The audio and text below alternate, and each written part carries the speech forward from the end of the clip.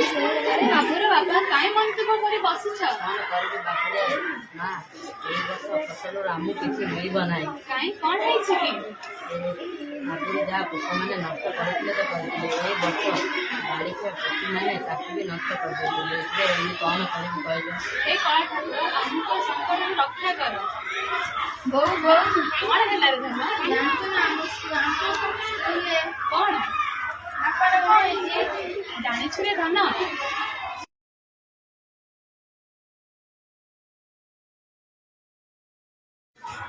ଏଇ ଗୋଟେ କଥା, ଏଇ କଥାର ସମାଧାନ ମୋ ପାଖରେ ଅଛି। ଆସ ଦେଖିବା, ଆସ। କଣ? ଆସୁନା ଦେଖିବା, ଆସ। ମୋ ଗ୍ରୁପର ନାମ ଆଠମୀ କେଭିଞ୍ଜର। ଆମ ପ୍ରୋଜେକ୍ଟର ନାମ ସ୍ମାର୍ଟ ଫାର୍ମିଂ। ଏହି ପ୍ରୋଜେକ୍ଟ ମାଧ୍ୟମରେ ଆମେ ଦର୍ଶାଇଛୁ ଯେ ଆମେ ସବୁଜ ଶକ୍ତି ସଂରକ୍ଷଣ କରି ଫସଲର ମଧ୍ୟ ସଂରକ୍ଷଣ କିପରି କରିପାରିବା।